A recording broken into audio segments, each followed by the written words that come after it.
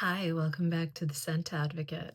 Tonight I'm feeling chilly. It's really cold here in upstate New York, and I thought, what better than smoky resins, right? I felt, I had the fireplace going. It was nice and kind of warm, toasty. Well, it's freezing outside, around 0, I think. Lots of snow.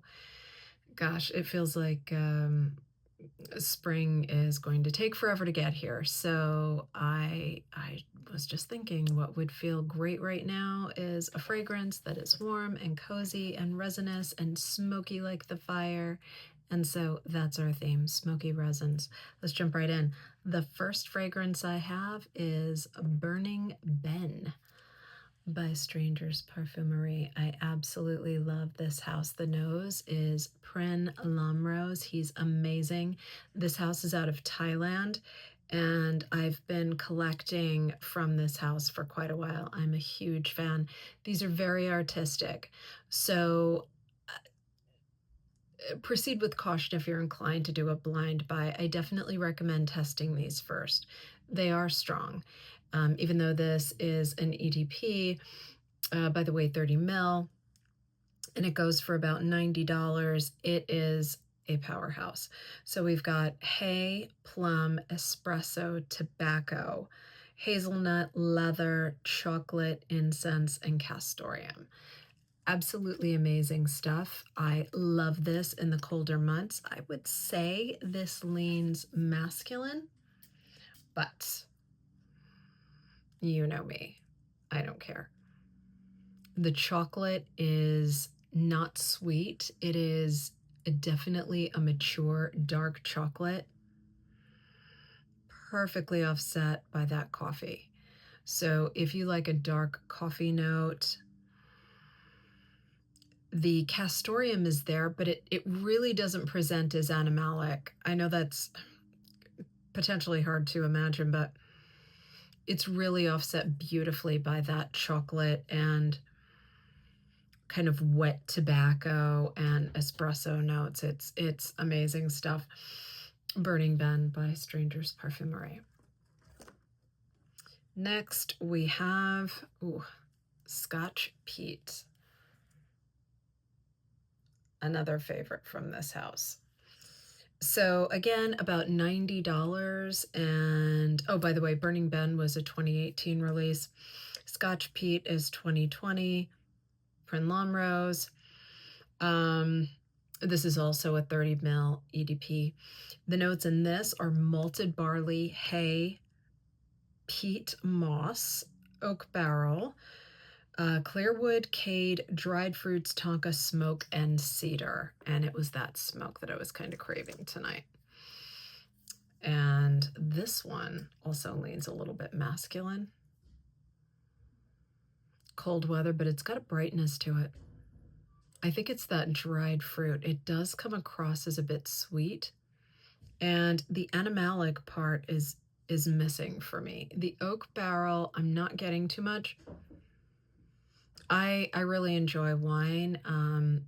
I don't get the same sensation. So if you're into wine and you understand, how oak barrel aging can really contribute to the flavor of a wine, I don't get that here, right? I'm not getting those tannins or butter or anything like that. More tannic if you're into, obviously, a red wine, and more that butter if you're dealing with a Chardonnay, especially a French one. I'm not getting that here. This is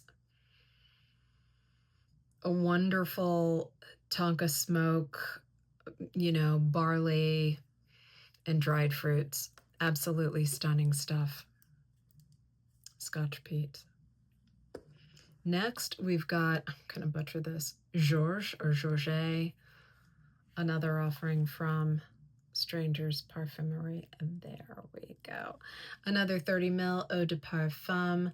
The notes are hay, peat, benzoin, tobacco, narcissus, bluebell, cypress, patchouli, gardenia, elemi, and immortelle. This is another dark, smoky, resinous, winter, cozy fragrance that leans a little masculine. It's got something of a boozy quality to it for me. This one is just amazing. This is a 2020 release, also about $90 retail. If you are a Gen Xer, the opening on this, please do not let it scare you. Once upon a time, there was a hairspray called Aquanet, and it had this just, well, I won't describe it as negative or positive. It was a distinct fragrance, okay? But it definitely settles down into a feminine, sexy, oak mossy. If I didn't know better, I'd say there was just a smidge of cumin in there to kind of give it that, you know, a little bit dirty fragrance. You know what I mean? But it's offset by what I would have guessed was a much stronger floral than bluebell. I guess the gardenia is very, very strong, but for me, gardenia can lean a bit indolic, and this doesn't. Maybe it does. Maybe I'm just completely missing that because I said there was a little bit of a cumin hint, and maybe that's the indols just kind of expressing themselves, and I'm not picking up on it. But it's that floral, dark, resinous, beautiful patchouli benzoin tobacco. Makes it, like I said, more feminine leaning, a little bit brighter. All of these are, in my opinion, winter fragrances. I do not wear them in the warmer months. It would just be way too heavy. And I think they are probably better suited to evening than daytime, even in the winter, depending on where you are. But this is brighter and more feminine. Gheorghe by Strangers Parfumerie.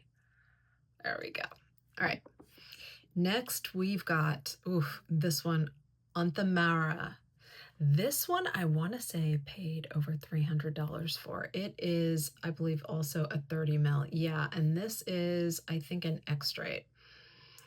Yeah, and I've shown this one on the channel before. Absolutely beautiful stuff. It was limited edition, and so it is handwritten on the back, the date that it was bottled, and the number, like the lot number, and I don't know, just adds an element of personalization to it, and I'm really a sucker for that. This is probably the most fierce among the Prin L'Homme Rose fragrances that I have. And this is from his Prin line and not Strangers Parfumerie. All the others were Strangers Parfumerie. This, I was just intrigued by the notes. I absolutely had to have it. I want to say this might have been a blind buy, but that would be so unlike me at this price point. So I guess I just can't remember. Regardless, I definitely recommend, if you want to endeavor into this fragrance, you test it first. Oh my gosh. Wet leather, wet tobacco, dark fruit. There's an animalic in there, but it's just perfect. It's imagine, oh gosh, a walk through an Adirondack forest where the snow is heavy, thick, but melting. And there's a little bit of undergrowth peeking through. So it's late winter. And that coniferous forest resin smell is coming through. So the notes in this are Siberian musk, Himalayan amber, choiral, coleus root, hyrax, black currant, Thai oud, orris butter, lovage root, camphor, and jetamancy.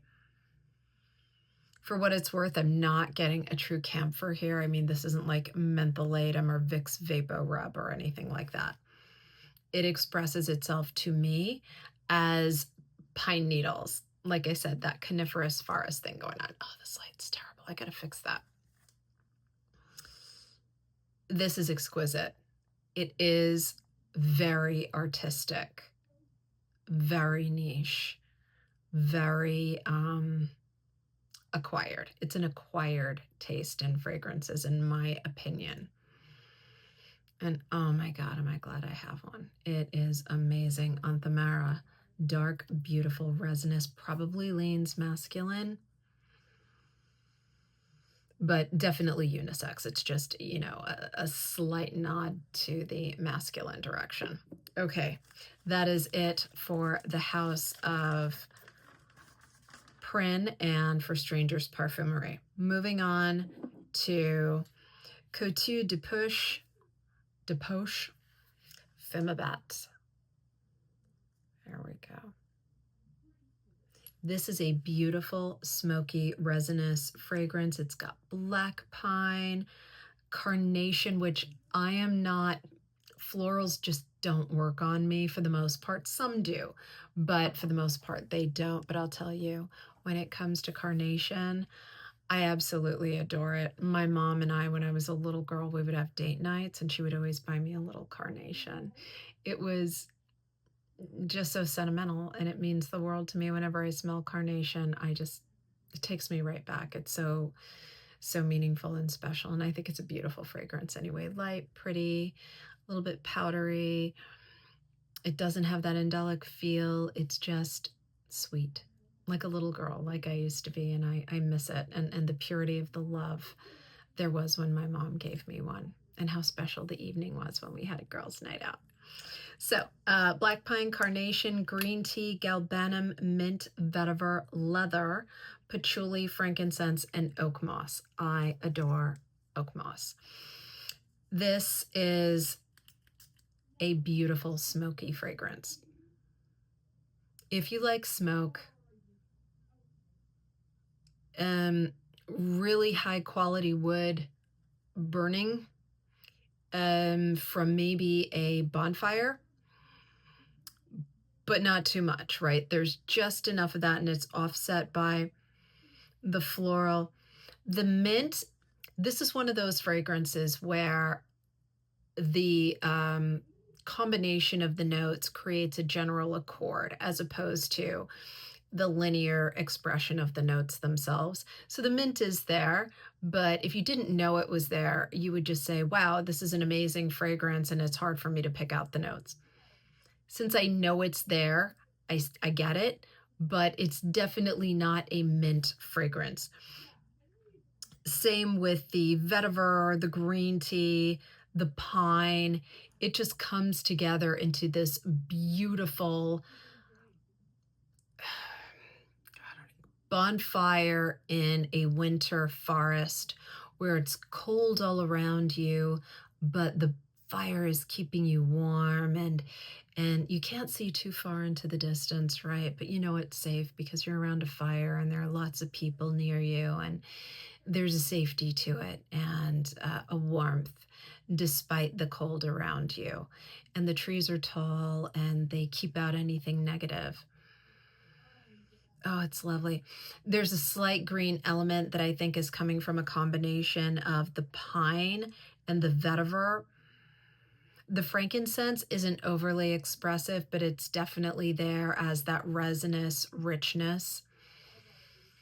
Absolutely gorgeous. Leans masculine, but definitely unisex. And by the way, this is an EDP. It's 50 ml. I think I paid about $180 for it, and it is a 2017 release. Beautiful stuff. Fumabat. Last but not least, we've got Music of the Mountains by R of Kazakhstan.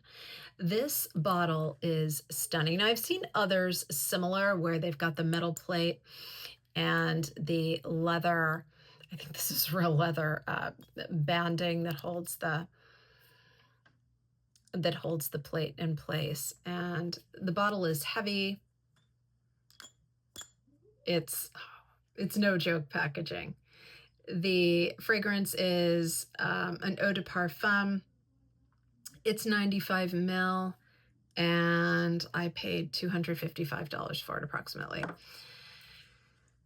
By the way, the packaging on this, the box that it comes in is amazing. I think it is a very large dark brown. It's just incredible. If you get a chance to look it up on the internet and check out the gorgeous packaging, they definitely spare no expense. Now, I know that can be controversial because of the price point, and I get it. It's all about the juice, and a lot of folks don't want to pay for the high-end packaging. I just figure if I'm paying at this price point, I want a nice presentation, and this does not disappoint.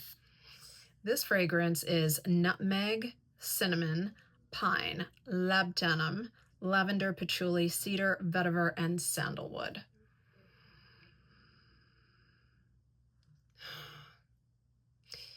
This takes you on a journey through the steppe of the Near East. You know, you imagine Mongols riding through in the distance, you know, going about their business, conquering other tribal people out there. And, you know, it's just, it's silly, but damn, if that life, you know, Kubla Khan, Xanadu, if it had a fragrance, this would be it. Oof. What do I get out of this? It's patchouli heavy, but it's expressed beautifully. I think the labdanum and the sandalwood give it an unusual, very handsome, I think handsome is the word I'm looking for, quality. The lavender is there, but it's not feminine. This is something I wish my husband would wear. Like he has some amazing, not many, because he just isn't, he only has to have like one or two at a time fragrances in order to be happy. I think any more than that upsets him. It's like too much. But if he wore this, I would be very, very pleased. It's gorgeous. So I wear it. I don't care. This is amazing stuff. Have you heard of this house, Aura of Kazakhstan? Does it send you into, you know, like I said, that amazing fantasy of, you know, rugged horsemen and yurts on the steppe and, you know, just all things incredible and strong and warrior-like and fierce and beautiful, kind of long hair blowing in the wind as they ride off into the sunset with their, I don't know, armor and swords and horses and stuff. It's just, oof. Beautiful, beautiful stuff. Music of the Mountains by Aura of Kazakhstan. Gorgeous presentation, amazing fragrances. This stuff is incredible. So let me know what you think of these fragrances from tonight. Do you think they hit the mark with the resinous, smoky theme? Did I miss any? I know this was a little bit heavy in the Strangers Parfumerie and Prin Lamrose camp, but I am just such a huge fan. And the fact is, I don't hear as much about this house as I would have expected. Any of these houses tonight. So I talked about 3 different ones, and I just, you know, one of the reasons I do this is because these houses, these fragrances, they should be acknowledged for the art that they are. I just think they're incredible. And, you know, it took me a little bit of time with some of them to get there. I always appreciated them, but to really fall in love, and I guess I just wonder if whether, you know, more people gave them a chance, they would go completely nuts over them like I do. So let me know what you think. All amazing fragrances, all warm, cozy, comforting, smoky, and